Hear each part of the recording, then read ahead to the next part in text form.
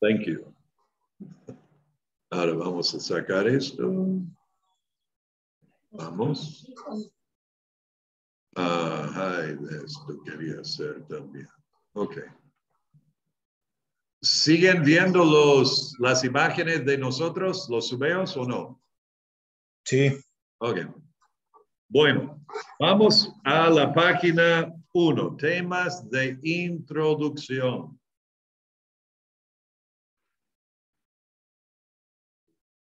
A ver, tema de introducción. Bueno, directamente a advertencia.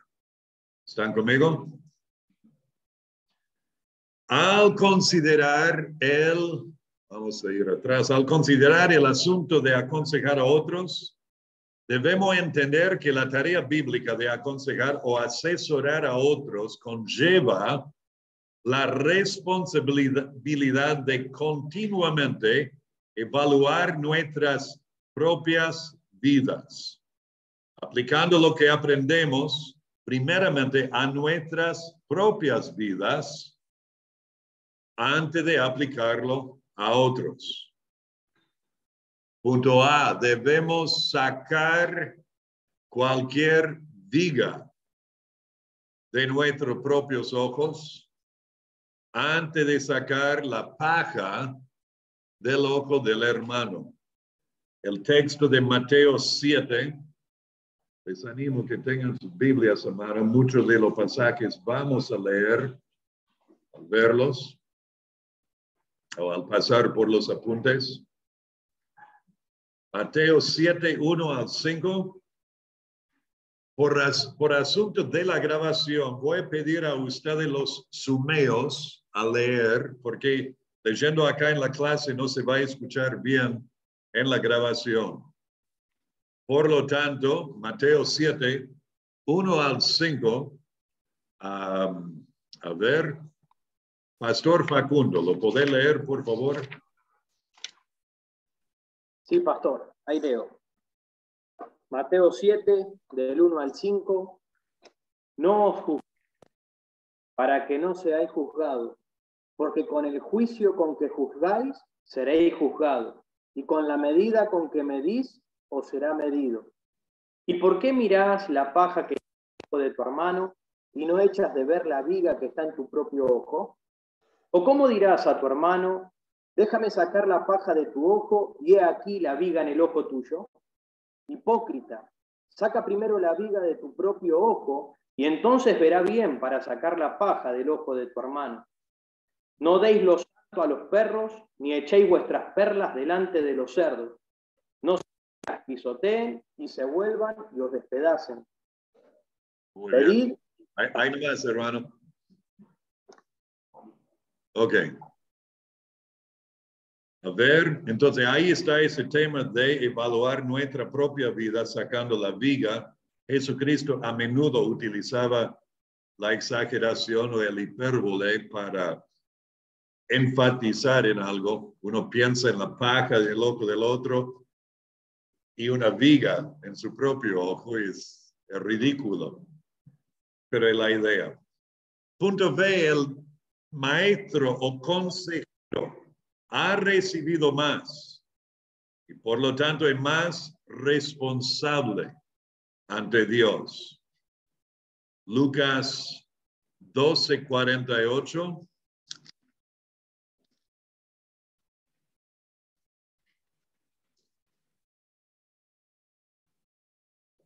Mas él que sin conocerla, 47 y 48, aquel siervo que conociendo la voluntad de su Señor, no se preparó ni hizo conforme a su voluntad, recibirá muchos azotes.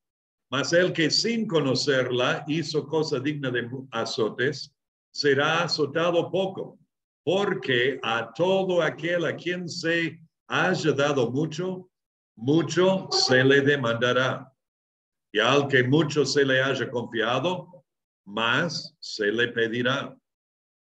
O sea, el más responsable ante Dios también recibirá mayor condenación si es irresponsable. Recibirá mayor condenación si es irresponsable. Santiago 3:1 dice, hermanos míos, no os hagáis maestros mucho de vosotros, sabiendo que recibiremos mayor condenación. Y punto D, debemos seguir el ejemplo de Esdras, en Esdras 7:10. A ver, Esdras 7:10.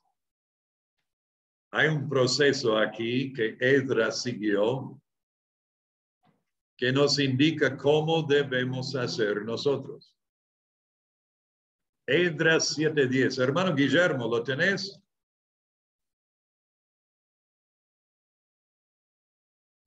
Sí, Hermano, pastor. dale, ¿podés leerlo? Sí.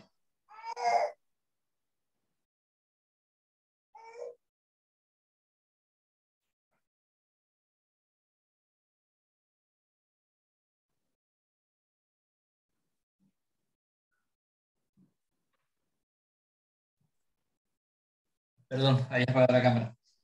Esdras 7:10. Porque Esdras había preparado su corazón para inquirir la ley de Jehová y para cumplirla y para enseñar en Israel sus estatutos y decretos. Ok, fíjense en el orden. Número 1, preparó su corazón ¿para qué? Para inquirir. ¿Qué quiere decir inquirir? Aprender, investigar, estudiar.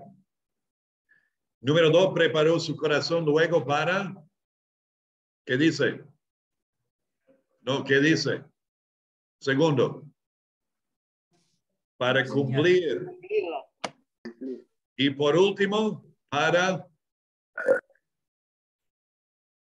Enseñar. Para enseñar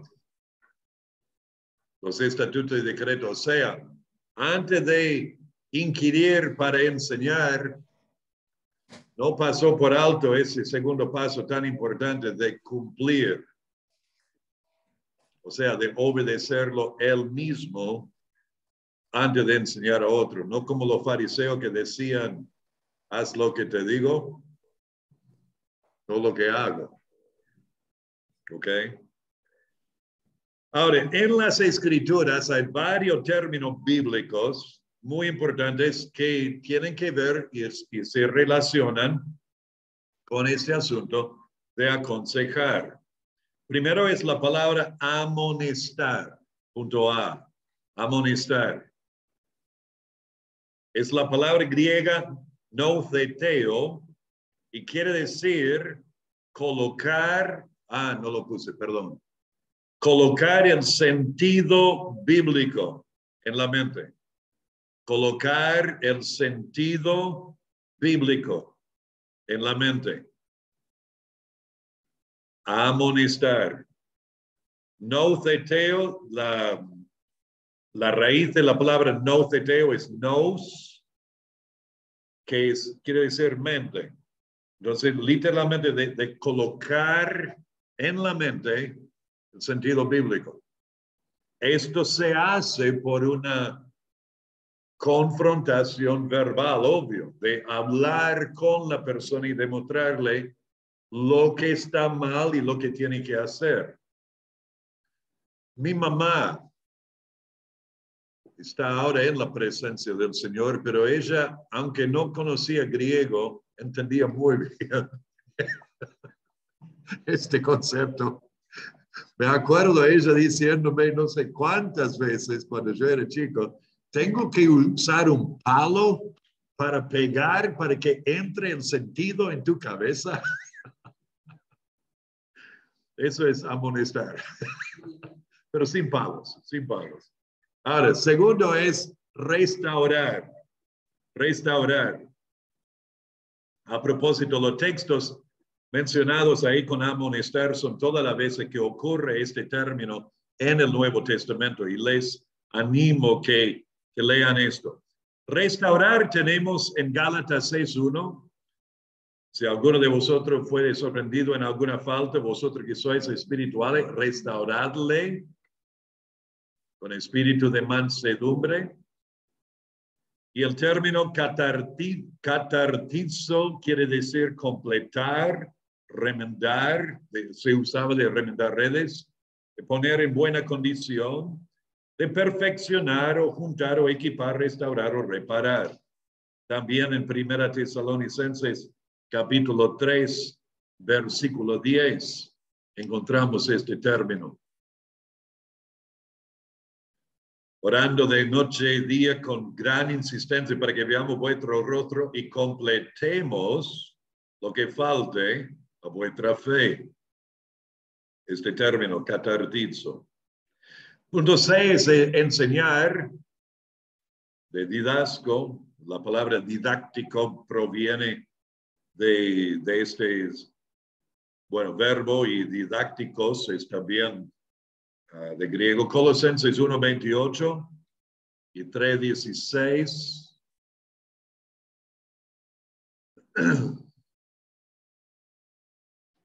Habla del misterio entre los gentiles que es Cristo en vosotros, la esperanza de gloria, a quien anunciamos, amonestando a todo hombre, ahí está el notheteo, y enseñando a todo hombre en toda sabiduría.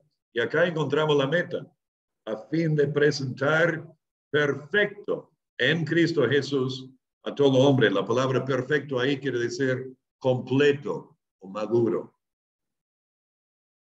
También tenemos punto D, el término alentar. Para thumeomai es el verbo. Alentar quiere decir animar o consolar. Indica animar a seguir en cierto rumbo. Y habla a los sentimientos más que a la voluntad de la persona. Alentar. Y también tenemos sostener, punto E, sostener. Primera Tesalonicenses 5:14, también os rogamos, hermano, que amonestéis a los ociosos. Eso es yendo a notheteo. Que alentéis a lo de poco ánimo, que sostengáis a los débiles. Que seáis pacientes para con todos. A veces uno se frustra mucho cuando tiene que amonestar a los ociosos, alentar a los de poco ánimo, sostener a los débiles y encima de todo ser paciente para con todos. Pero a eso nos llamó el Señor. ¿Ok? ¿Están conmigo, sumeos? ¿Alguien quedó atrás?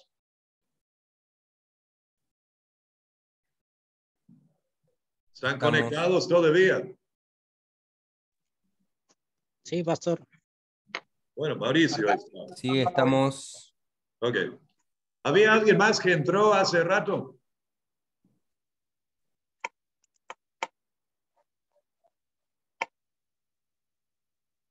Ay, no sé. Bueno, continuamos. Vamos a tomar una pausa a las 8:30 aproximadamente. Y cuando hacemos eso, voy a ver quiénes están y quiénes no. No se vayan. La meta bíblica del aconsejar. Efesios 4:13. A ver, voy a pedir al hermano Kevin Apasa que lea. Efesios 4:13, o de memoria. Kevin. Sí, Efesios 4:13, hasta que todos lleguemos a la unidad de la fe y del conocimiento del Hijo de Dios, a un varón perfecto, a la medida de la estatura de la plenitud de Cristo. Ok, y 2 Timoteo 3:16 y 17. Hermano Jorge, Ian Nace.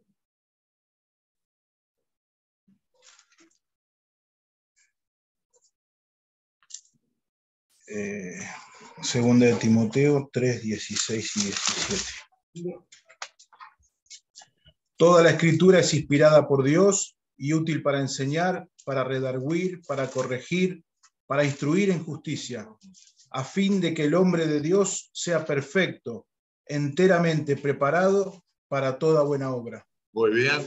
Entonces la meta es que la persona llegue a ser un creyente maduro en Cristo y útil en la obra del ministerio. Otra manera de decirlo es que la persona llegue a ser como Jesucristo. Una persona que encanta a Dios. Llega a ser un creyente maduro en Cristo, útil en la obra, como Jesucristo. Hijitos míos, por quienes vuelvo a sufrir dolor de parto, hasta que Cristo sea formado en vosotros. ¿Dónde está eso?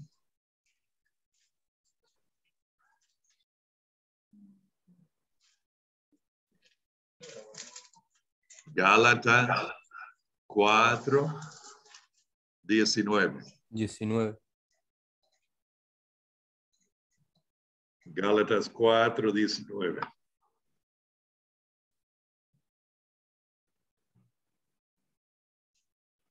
A ver, el proceso bíblico, muy resumido por encima, es primeramente que para la persona incrédula sería la justificación por la fe en Jesucristo, que llegue a conocer a Cristo.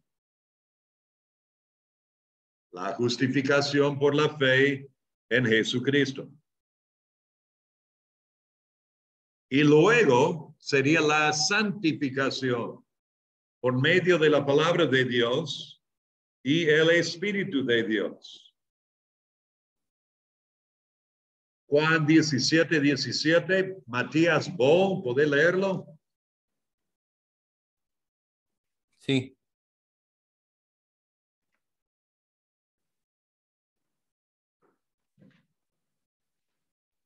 Santifícalos en tu verdad, tu palabra es la verdad. Y 2 Corintios 3, 18 dice, por tanto, nosotros todos, mirando a cara descubierta como en un espejo la gloria del Señor, somos transformados de gloria en la misma imagen como por el Espíritu del Señor. Ese es el proceso bíblico. Ahora, el método bíblico, de nuevo, muy resumido. Vamos a hablar de todas estas cosas en mayor profundidad al ir más adelante en el estudio. Primero, punto A, hemos de buscar los cambios y el crecimiento. Hemos de buscar los cambios y el crecimiento por medio de la confrontación instada por la preocupación amorosa.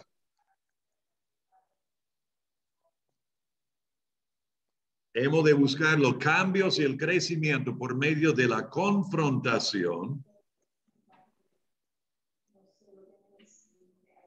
Hablando de aconsejar a otro, deseamos ver en su vida cambios y crecimiento, espiritualmente hablando. Pero esto es por medio de una confrontación. Aquí quería hablarle. Instada, no porque te molesta o estás enfadado, sino por una preocupación amorosa. No porque le voy a decir de todo después de lo que hizo el otro día, sino la preocupación amorosa. Y esto se hace por, primero, discernir los pensamientos y el comportamiento que Dios quiere cambiar. Y este discernimiento proviene de hacer preguntas para llegar al asunto, para poder entender qué está pasando en la vida de la persona. Y número 2 es usar la palabra de Dios para cambiar los pensamientos y el comportamiento de la persona. Y esto es para el beneficio del consultante, por falta de mejor palabra, y la gloria de Dios. La gloria de Dios. Esto es lo que tiene que pasar por encima de todo, la gloria de Dios. ¿Ok?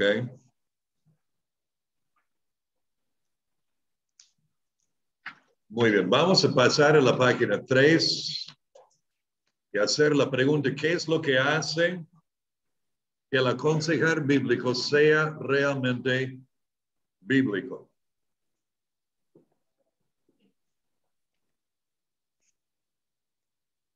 ¿Qué es lo que hace que el aconsejar bíblico sea realmente bíblico? ¿Por qué es importante esto? ¿Por qué hacemos esta pregunta? Porque, número uno, no todo lo que se llama aconsejar bíblico realmente lo es. No todo lo que se llama aconsejar bíblico realmente lo es. Ahora voy a decir algo que puede ser un poco chocante para algunos. Es porque la psicología cristiana es una contradicción de términos. La psicología cristiana es una contradicción de términos. Quédate conmigo un rato. Espera.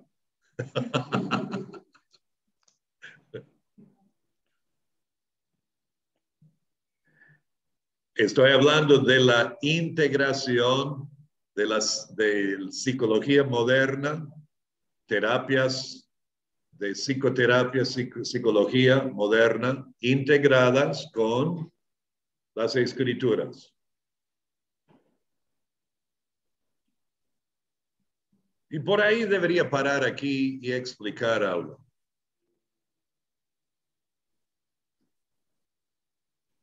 ¿De dónde vengo en el proceso de los años con este asunto de la psicología y la integración? Durante muchos años, al estar en el seminario, después del seminario en diferentes áreas de ministerio y luego llegando aquí a Argentina y los primeros años, estaba leyendo y absorbiendo información de muchos y diferentes libros, pero algunos que parecían estar re buenos en hablar de tratar con las necesidades de la gente, de cómo ayudarles. Y eran libros escritos por psicólogos cristianos o hombres que querían en todo sentido, quieren agradar al Señor, pero eran psicólogos. Entonces, la integración de sus conceptos con las escrituras me parecía en los primeros años, hace años atrás, como muy bueno y adaptable a la necesidad de la gente.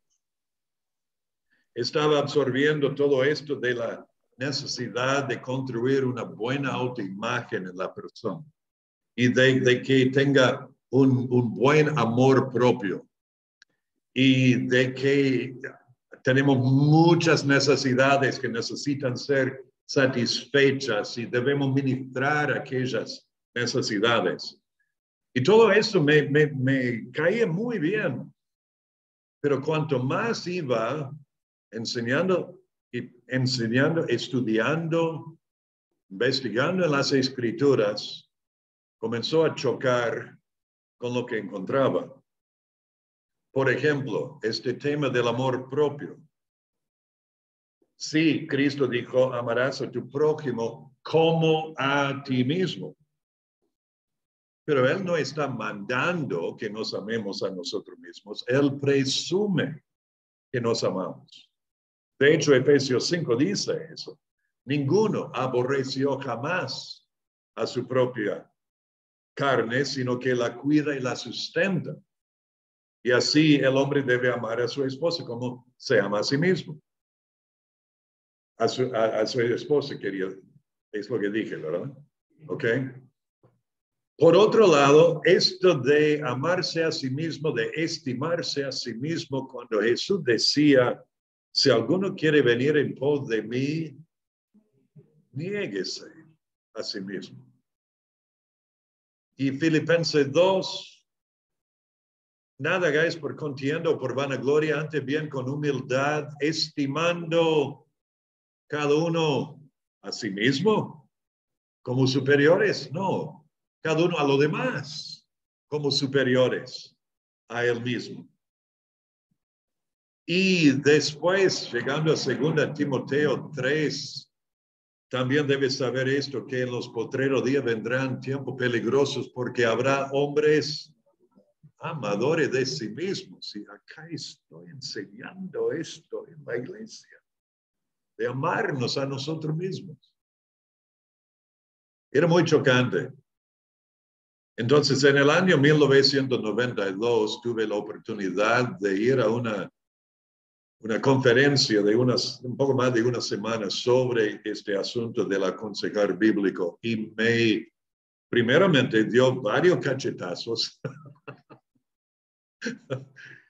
viendo que los pensamientos necesitan alinearse con las escrituras. También hay otros asuntos que entran acá.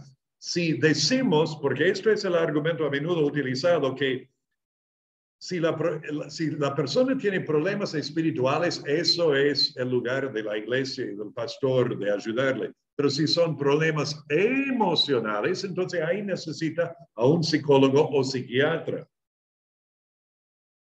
Pero ¿cómo se diferencian entre problemas emocionales y espirituales? O sea, del hombre o del ser interior. ¿Cómo hagamos esta diferencia? Vamos al médico clínico para problemas con el cuerpo. Vamos al psicólogo o psiquiatra para problemas con el alma, según. Por eso alma es psuque o psique en griego y de ahí viene psicología o el estudio del alma. Y al pastor o a la iglesia para el espíritu. O sea, ahí dividiendo bien el ser humano. Pero se puede hacer eso realmente con el ser interior. Una cosa es la carne, el cuerpo, lo físico, lo material. Otro es el ser interior. ¿Cómo se mide? ¿Cómo se sabe? ¿Qué es lo que hay que hacer? Y luego también en este proceso iba encontrando algo que no me gustaba para nada. ¿Saben que hay más de 200, capaz más de 300 ahora diferentes escuelas o ramas de psicología y psicoterapias?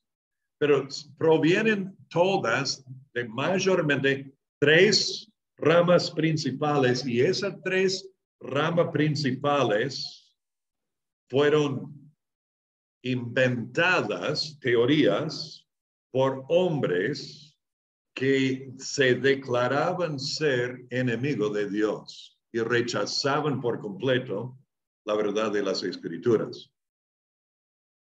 Entonces, de ahí la fuente es sospechosa. ¿Ok? Déjenme hacer una analogía aquí.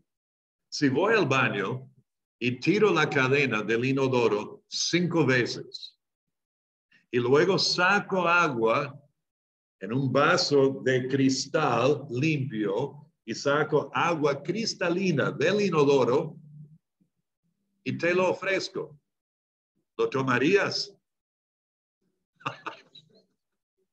Dirías, la fuente es sospechosa, ¿verdad?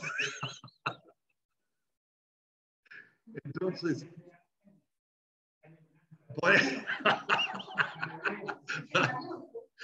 pero ese es el asunto. Y son otros asuntos. Entonces, ahora, tengo que hacer una diferencia acá. Una cosa es hablar de la psicología cuando nos referimos a las terapias y la diferente manera de tratar con los problemas del ser interior.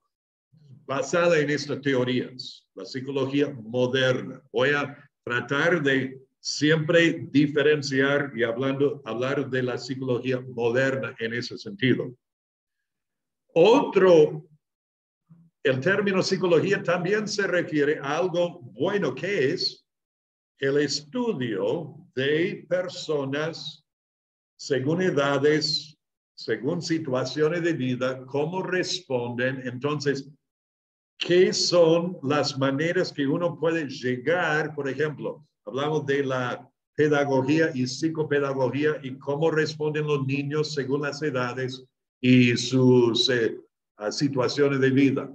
Una cosa es estudiar y observar la conducta de personas y ver que el promedio de la gente responden y hacen esto según la edad, según la situación, según la crianza y lo demás. Es la observación, eso es ciencia.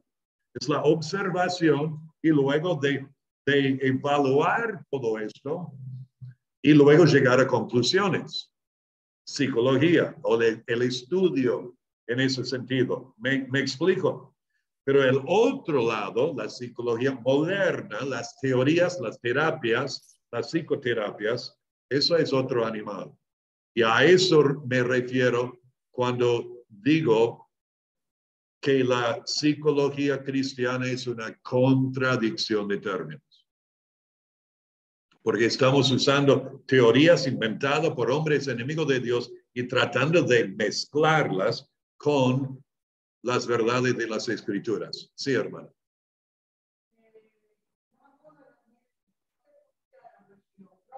Freud. Ateo, era judío por nacionalidad. Freud era ateo, enemigo de Dios, perverso. Y él veía todo a través de nada más, nada menos que el sexo y algo. Y vamos a evaluar todas estas cosas ligeramente más allá en los apuntes. Pero sí, Freud era uno de las tres ramas principales, Skinner era otro, del behaviorismo o de la conducta de la persona, de cambiar conductas por diferentes maneras o incentivos, lo que sea. Y el otro era Maslow y Rogers, que se enfatizaban en lo que eran las necesidades, o mejor dicho, las supuestas necesidades de la persona. ¿Ok? No, es eso. Esas tres ramas y luego las diferentes bifurcaciones y trifurcaciones que salieron de todas esas ramas, muchos no se concuerdan con los demás. Entonces, depende a qué psicólogo va. Me acuerdo años atrás, predicando en una iglesia, y un hombre sobre este tema, o sea, estaba enseñando esto, y un hombre vino y dijo, sí, fui a un psicólogo porque mi esposa me dejó y fue a vivir con otro hombre. Y el psicólogo me dijo, anda vos y con otra mujer. Este hombre, siendo creyente, fue a un psicólogo y el psicólogo le dijo que sea infiel también. Entonces eso de alguna manera va a ser más aceptable lo que hizo la esposa. Son asuntos así que hace tantos años que acá en nuestra sociedad estamos tan acostumbrados a que si hay problemas emocionales, hay que ir a ver a un psicólogo. Una cosa es ir y contar a alguien a quien no conoces tus problemas, y el hecho de contarlos a menudo ayuda. Pero eso es donde necesitamos entender la importancia de la familia, de la iglesia local, la familia espiritual, y de poder explicar y contar o tener relaciones de confianza con hermanos, donde podemos abrir el corazón y contar lo que está pasando sin que ese hermano o hermana lo vaya desparramando entre otros. ¿Okay? Y por ese motivo muchas veces gente va a alguien que no conoce, que como los psicólogos tienen esto y los médicos también, de que lo que está entre el psicólogo y el cliente se mantiene en confianza. Es lo mismo con abogados, ¿ok? Pero así debemos tener relaciones y desarrollar relaciones con hermanos en las iglesias. Ok. Sumeos, ¿alguna pregunta o comentario antes de seguir?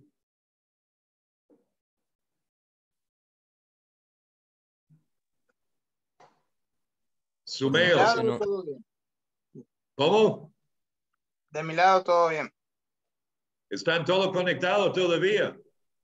Sí, Sí. todo muy claro, pastor. Sí, pastor. Muy bien. Pastor. Continuamos. Número 3. ¿Por qué es necesario este tema? Porque todos nosotros debemos estar creciendo como consejeros bíblicos. Como consejeros bíblicos. Nuestro entendimiento de la palabra hace un año y ahora debe haber crecimiento. Y la capacidad de compartir esto. Número 4, porque todos nosotros debemos tener mucho cuidado en lo que aceptamos de otros y de otras fuentes. Esto fue muy chocante para mí. A propósito, el segundo de los 2 artículos o lecturas en el que le voy a enviar es un testimonio parecido al mío de otro pastor. Él llegó a sus conclusiones por estudiar los institutos de la religión cristiana por Juan Calvino, que está basado fuertemente en las Escrituras. Y número 5, entonces, ¿qué es lo que hace que el aconsejar bíblico sea realmente bíblico? Y la respuesta es en 4 partes. Primero, cuando reconoce que la Biblia, número Romano 1, cuando reconoce que la Biblia es la única base y fundamento. Cuando reconoce que la Biblia es la única base y fundamento. No la mejor y no una entre varias, sino la única. Esto va a lo que llamamos la suficiencia de las Escrituras. Toda la Escritura es inspirada por Dios, leímos antes, y útil para redarguir, para enseñar, para redarguir, para corregir, para instruir en justicia, a fin de que el hombre de Dios sea casi perfecto, parcialmente preparado para toda buena obra. Hay palabras ahí que demuestran la suficiencia de las Escrituras. Pero ese término quiere decir completo, quiere decir maduro, ¿ok? Sí, pero podemos ser maduros, ¿ok? Podemos ser completos en Cristo, ¿ok? Sí. Entonces, para los que somos cristianos y los psicólogos cristianos, Ajá. ¿cómo pueden basarse en los libros de estas personas? Lo toman como fundamento a eso en la Biblia. Muchos no lo toman como fundamentos y quiero tener cuidado acá. Yo no cuestiono la sinceridad de muchos de los psicólogos cristianos. Quieren ayudar a la gente. Al leer esos libros que leía de diferentes escritores así, diferentes psicólogos cristianos, la pregunta fue hecha acá en la clase: ¿cómo es que ellos pueden mezclar estas cosas con las Escrituras? Es que lo han logrado hacer a su propia satisfacción. ¿Ok? Pero ese es el asunto. Debemos entender que hay una separación, hay una división en cuanto a este tema. Yo me atrevería a decir que aún entre nuestras iglesias habrá aquellos que estarían muy a favor de la psicología cristiana. ¿Ok? Y no quiero ir señalándoles como no saben lo que están haciendo y nada por el estilo. El asunto es, al ir conociendo cada vez más las escrituras, creo yo, uno va a llegar a entender de la suficiencia de las escrituras. La falta no es en que Dios no puede resolver este problema. Muchas veces la falta es en nosotros no sabiendo cómo administrar las escrituras en una manera eficaz para ayudar. Por eso, esta materia es como para despertarnos a esta realidad y para introducirnos en el tema. ¿Ok? Ahora, vamos a hablar de lo que es la pirámide teológica. Para construir aquí comenzamos abajo con lo que es el canon. El canon. Vamos a llegar hacia arriba a la aplicación de las escrituras, pero tenemos que comenzar aquí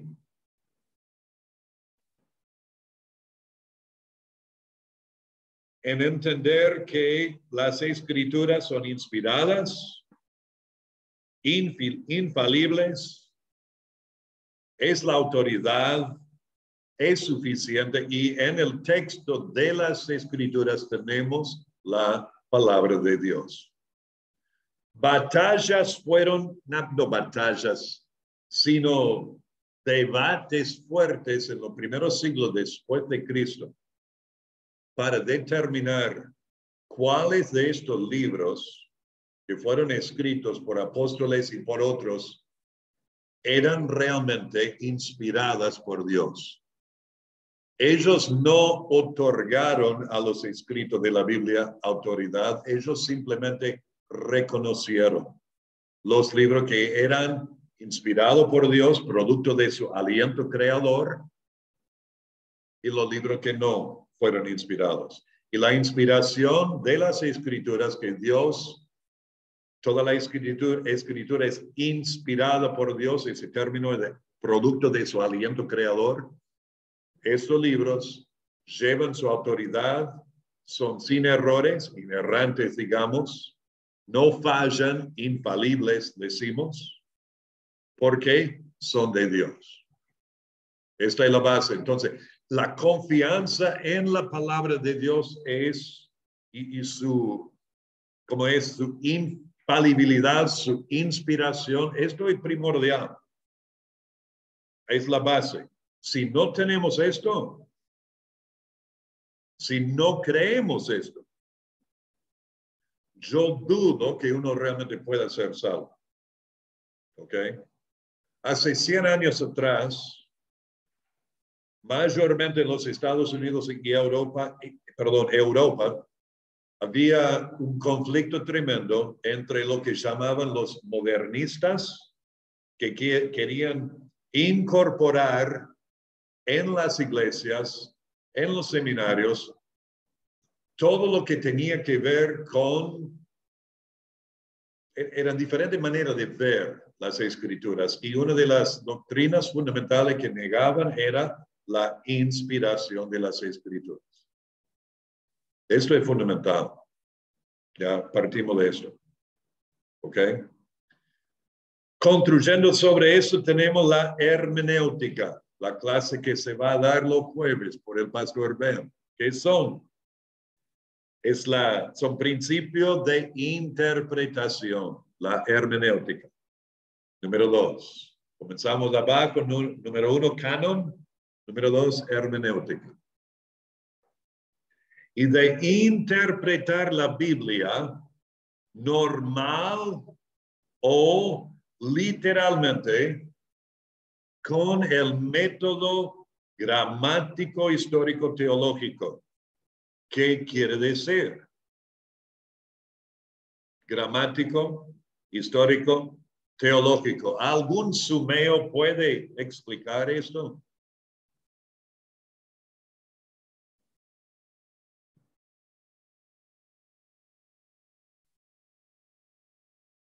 No, no todos a la vez, ¿eh? Comenzar entendiendo el pasaje por, bueno, desde el lado donde dice gramático, histórico y teológico, en cómo fue escrito para las primeras personas, digamos, ¿no? Por ejemplo, la carta a la iglesia en Galacia, a toda esa zona, interpretarla como la recibieron ellos primeramente. Por eso dice desde el lado histórico, ¿no? Sí. Ponerse en el lugar, en el contexto histórico en el que fue escrita para ellos. Ok. ¿Y teológico? Y ahí sí una aplicación para nuestras vidas, digamos. No todavía, no todavía. Estamos en la interpretación todavía. Gramático tiene que ver con la gramática, las palabras, la oración, el versículo, el contexto gramatical. Como vos explicaste, Matías, el contexto histórico, en el momento que fue escrito, quiénes eran los lectores, quién fue el escritor. Teológico es cómo se relaciona teológicamente con todo lo demás de las escrituras, ¿ok? De interpretar la Biblia normal o literalmente. Ahora, quiero decir algo que esto va aparte. Hay una diferencia grande entre, no muy grande, porque muchas de las escrituras vemos en la misma manera, entre los que se aferran más a la doctrina de la reforma y donde están muchos de nosotros que nos llamamos más bien por ser dispensacionalistas, aunque no usamos mucho ese término, ¿ok? Y la diferencia grande está en este asunto de la interpretación normal o literal en este sentido. Los de la doctrina reformada, y sé que esto es aparte, permitan ir por la rama aquí, la doctrina de la reforma, ellos, la mayoría, interpretan las escrituras en una manera normal y literal, excepto en cuanto a las promesas y profecías, en cuanto al futuro de Israel. Las promesas dadas a Abraham, a Moisés, a David, en cuanto a Israel en la tierra y paz y sobre todo el mundo. Cuando llegan a eso, lo interpretan en una manera espiritual o alegórico porque ven a la iglesia siendo la continuación de Israel. ¿Ok? Sin embargo, el Nuevo Testamento identifica a la iglesia siendo diferente de Israel. Donde leemos en Efesios 2 que Dios hizo de los dos, judíos y gentiles, un nuevo y solo hombre, y en su cruz derribando las enemistades. Es algo nuevo, no algo refaccionado, sino algo nuevo. Entonces, de entender que ahí es el punto de partida con lo de la doctrina reformada. Ahora, digo esto, lo de la doctrina reformada no son nuestros enemigos. ¿Está? Que entendamos esto. Sin embargo, hay diferencia. Y está ahí en esta hermenéutica, especialmente en cuanto a la profecía. ¿Cómo? Lutero, sí.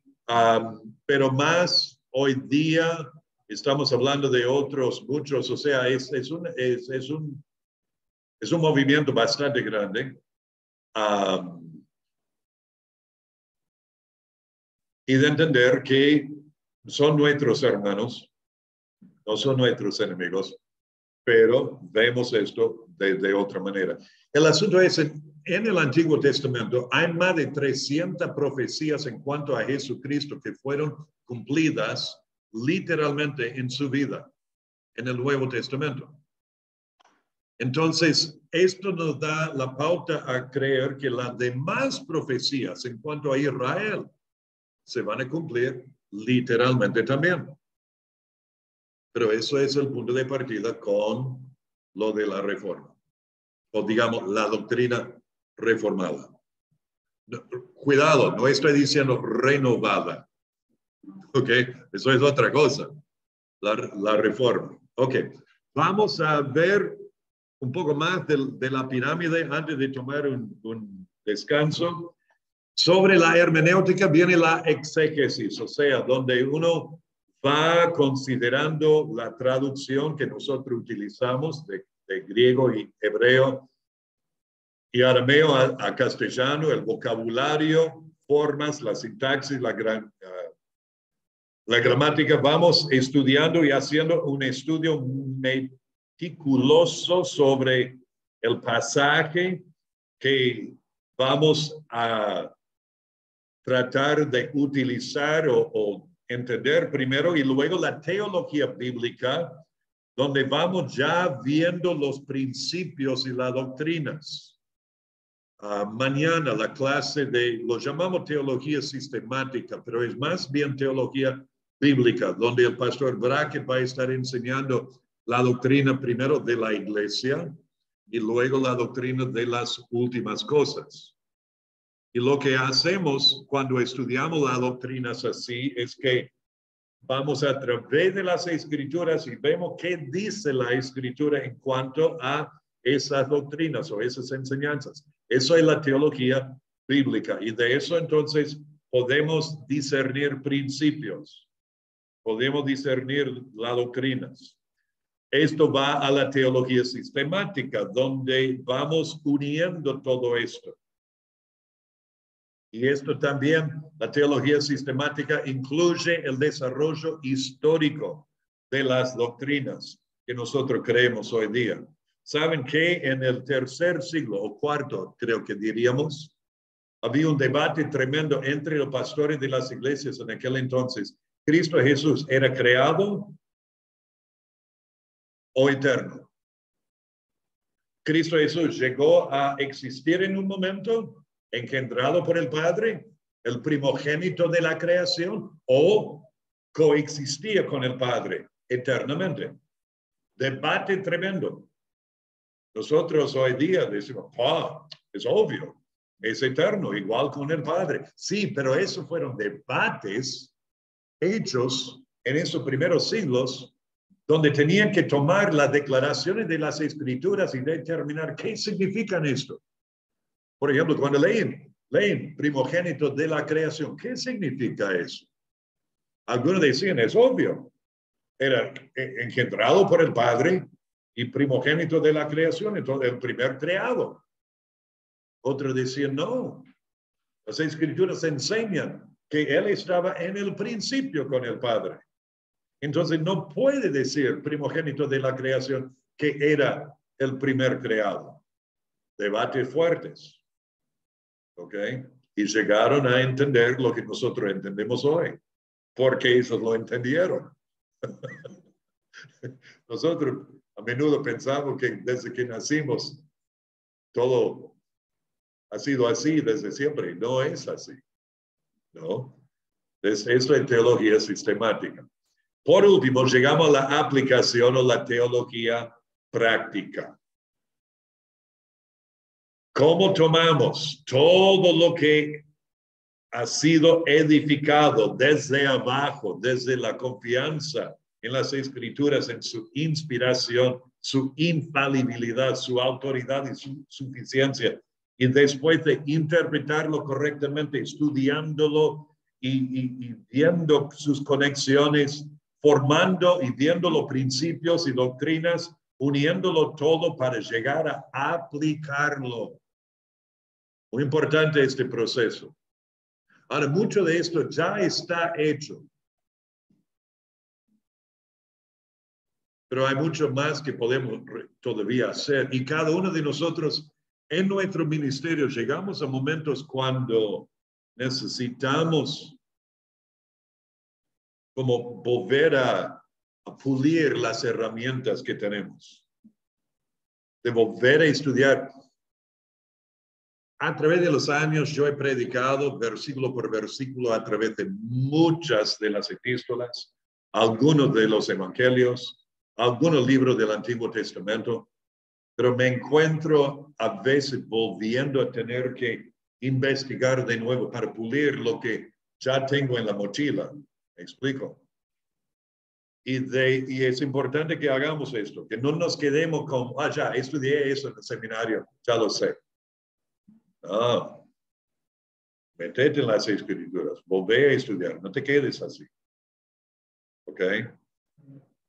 Ahora, próxima página, en la página 4, hay varias implicaciones de esto.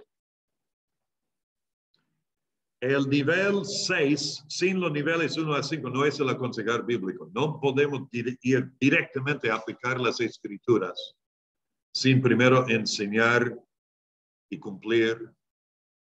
¿Tá? Y número 2, el conjunto de los niveles 1 a 5 sin el nivel 6 es incompleto e ineficaz. O sea, si vamos enseñando las escrituras y ayudamos a la persona a entender todo, pero no le explicamos, ahora, esto es lo que tenés que hacer en tu vida a raíz de estas verdades y principios de las escrituras, no hemos hecho más que nada de llenar su cabeza de información. ¿Me explico? Eso, tal cual, tal cual. De llevarlo a la práctica. Entonces, pregunta que nos debemos hacer. Número 1, ¿es posible que parte de lo que estoy haciendo a nivel de 6 no está fundado en los niveles 1 a 5? Esto es lo que yo llegué a comprender años atrás.